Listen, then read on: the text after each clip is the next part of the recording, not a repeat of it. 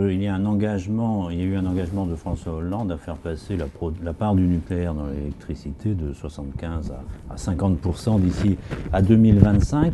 Quelles sont les raisons que vous avez de croire aujourd'hui que l'objectif sera atteint ?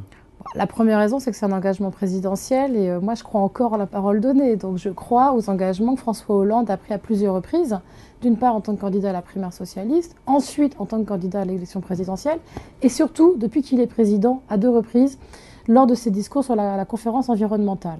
Donc c'est un objectif important qui est donc de réduire la part du nucléaire dans la production électrique et ça veut dire à côté... Et ça fait 2 ans qu'il est président.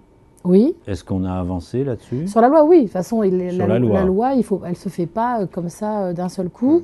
On est quand même en train de travailler dessus et on attend les textes de loi qui seront, à mon avis, connus à la fin du printemps. Et objectivement, de ce côté-là, moi, je n'ai pas d'inquiétude.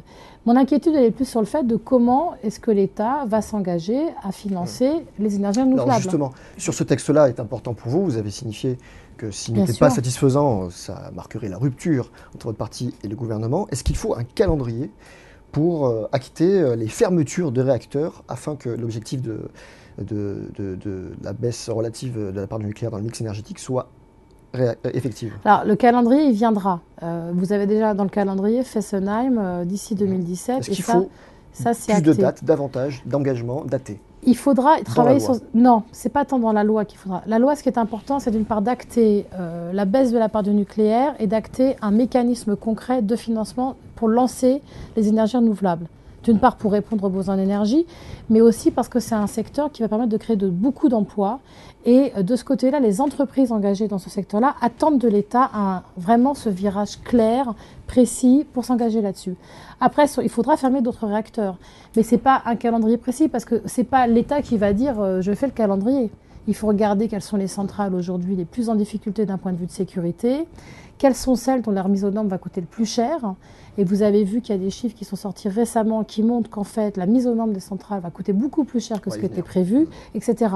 Donc ça doit faire partie d'un plan. Je ne vous dis pas que le calendrier doit être dans la loi, mais en tout cas, il fera partie certainement d'axes réglementaires, parce que la loi ne va pas tout faire. Et quelle est votre position sur les EPR? Est-ce qu'on peut à la fois s'engager sur la réduction du nucléaire et remplacer des centrales en fin de vie par des EPR? Absolument pas. Donc notre position, elle est extrêmement claire. Nous sommes opposés à l'ouverture de nouveaux EPR. Et pour tout vous dire, quand on voit l'échec industriel des EPR actuels, je ne sais pas si ce sera la voie choisie par la suite. Actuellement, il y a un EPR construit à Flamanville, un EPR construit en Finlande. Les deux connaissent les mêmes déboires. C'est des budgets qui ont été multipliés par 3, un calendrier allongé doublé. Ils ne sont toujours pas ouverts. Et on ne sait pas quand ils vont ouvrir. Et on a vu sur l'EPR de Flamanville, c'est quand même quelque chose d'un chantier très lourd, des malfaçons. Des difficultés, enfin c'est l'autorité de sûreté nucléaire qui a dû dénoncer les problèmes des travaux, de la sous-traitance, du béton des réacteurs qui est en fait fissuré, et en fait on se rend compte qu'on ne sait pas faire. Pourquoi je dis ça ? À terme, vous ne pensez pas qu'on peut produire de l'énergie plus propre et à moindre coût ? Même si là, sur ces 2 EPR, on a eu des... Vous savez, le problème du nucléaire, c'est que c'est d'une part une technique dangereuse, parce que malgré tout, quand il y a un accident nucléaire, on ne peut pas maîtriser ce qui se passe, et c'est irréversible, et ensuite c'est une technique coûteuse. Donc plutôt que d'aller à fond sur les EPR comme une vitrine de savoir-faire français, tellement belle vitrine qu'on a 2 EPR dans le monde qui aujourd'hui ne sont pas sortis. Et on peut même s'interroger. Vous savez, on a vendu des EPR là, à la Grande-Bretagne, enfin il y a un projet.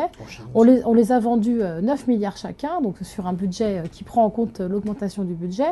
Mais pour que ça soit accepté, cette vente, il faut garantir le tarif de l'électricité produite par ces EPR. C'est-à-dire qu'en fait, c'est plus coûteux que si vous financiez de l'électricité par l'éolien.